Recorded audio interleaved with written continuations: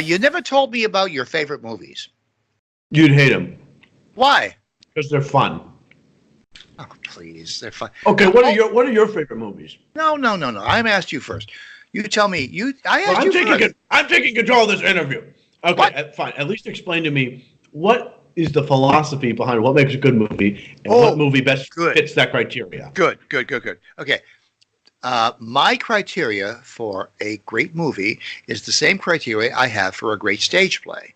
And that is that when you watch it, it is one clean, simple gesture. Like that.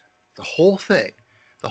When you remember it, when you remember the stage play or you remember the movie, it is one clean gesture. Just like that. Okay. That's my definition. I know it's a visual thing, and if you're not looking at this, if the viewers are not looking at it, they're only hearing the audio. I'm sorry about that, but imagine one simple, clean movement of your head. Like a ballet dancer gracefully jumping from one side of the stage to the other. Exactly. So what movie out of the thousands you've seen or perhaps even worked on, what movie best emulates that single gesture? Okay. This is going to be a surprise to you, but Sunset Boulevard tops the list. What? Hi, you've never talked about Sunset Boulevard. Yeah, Sunset Boulevard. What a shock. Yeah. Can you hear the sarcasm in my voice? Yeah. Sunset Boulevard, it's a great movie. It's black and white. It's a film noir, belongs to the film noir category. And it's the story of a silent movie actress who has gone to seed. She lives in a great mansion, but she is monastic in that mansion. She has no lover. She only has her former director, who is a Nazi, who is Max Steiner. Yes, a very famous director. He actually played himself, and he actually was a Nazi. Yeah. Like registered member of the Nazi Party. Well, or that's just his character, you're saying? He didn't. That's his character. Okay. Right. Cheetah's big. It's the pictures that got small. No, you've seen the movie. I haven't. That's the last line of the movie, right there. I just know exactly what you like. Yeah, and the line before that is, Mr. DeMille. Of course, she's demented by this time. Mr. DeMille, I'm ready for my close-up. Yes, we're going to make pictures again. Great pictures again. Oh, yes. I mean, she just... It's the reason why this movie is so gripping. I see it once. I screen it once a year, every year. The reason that I love this movie is because it is one simple, clean gesture. I remember everything about the movie. Everything about the movie from beginning to end. Without flaw. It's the story of a down-and-out, has-been silent movie actress who... And it all goes as one simple gesture. Yes. And it occurs on Sunset Boulevard. I mean, her mansion is on Sunset Boulevard.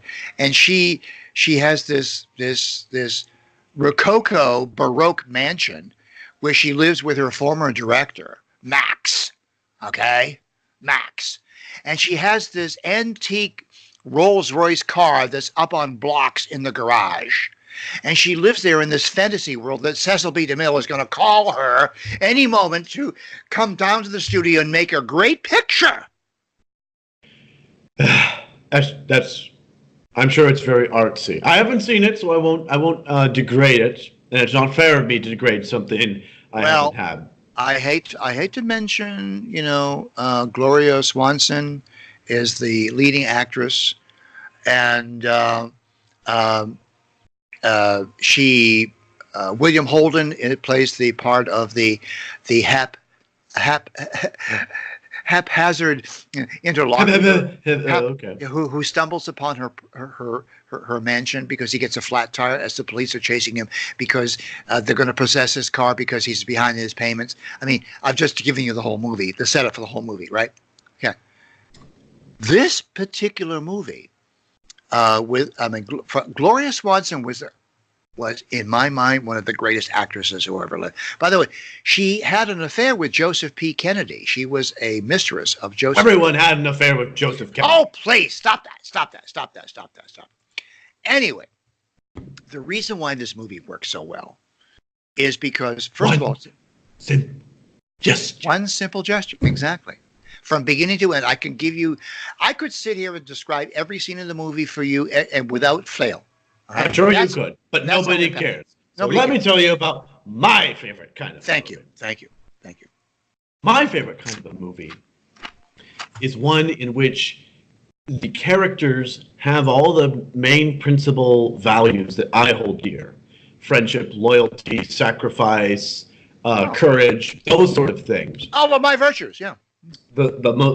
Yes, real virtues. But this is really, really important. The setting, the circumstances, everything has nothing to do with reality. As little as possible. I want it to be as unrealistic as you can make it. What's the name of this movie? And the reason why is because if I'm watching a movie, I don't really want to see something realistic. If I wanted something realistic, I would go outside. My favorite movie is The Lord of the Rings. Yeah. I like the grand pinnacle, The Return of the King. Best movie ever made. It won 11 Oscars. 11 Oscars! It's in a three-way tie with Ben-Hur and Titanic for most Oscars ever nominated for, I believe. Wow. I must qualify that. In the days when Ben-Hur was awarded the Academy Award, there were fewer categories. Okay? Fair enough. I mean, nevertheless... Just saying. My friend Charlton Heston, I'm going to pay him an homage, Chuck, Okay, fine. It's not like they earned, best animated film, okay, of that year. Best transsexual in a straight role. I'm waiting for that category. Oh, the reason why Lord of the Rings takes that spot is because all the principal characters have those sort of values, and all the villains are beautiful contrasts. They are just wicked, evil, they literally are monsters. Oh, so it's a black and white movie. Yes, it's black and white. Exactly.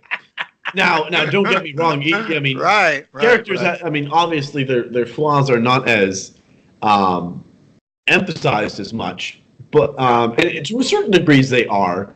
But it's not. That's not really the focus. The focus is these are real, daunting threats and problems that these people need to overcome. They need to get up to their place and do their thing.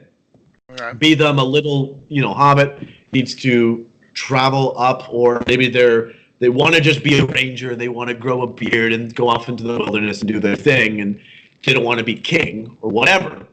They have things that they need to man up and do. Right.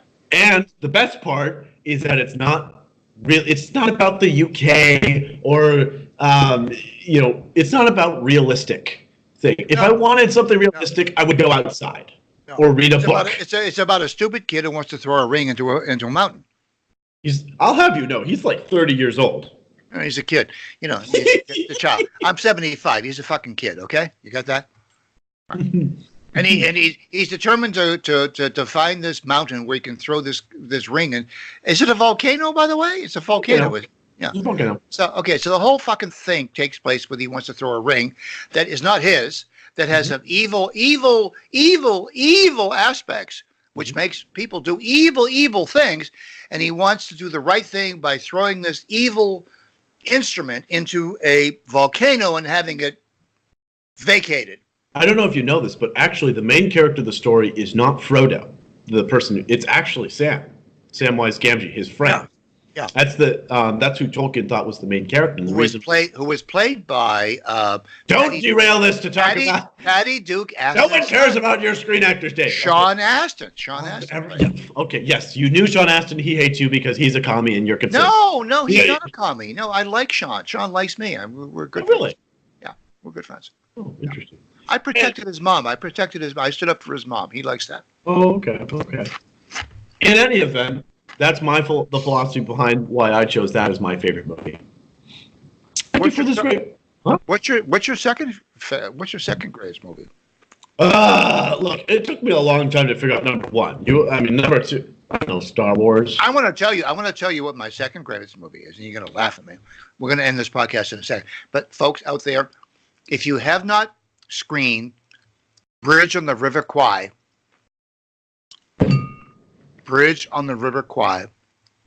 we'll talk about that on another podcast. I don't know what he's going to talk about because he's like a one movie guy. He's got like only one bullet in his gun, one arrow in his quiver. I'm busy reading books. All right. Cheers. Cheers, Alex. Thank you very much for your greatest movie.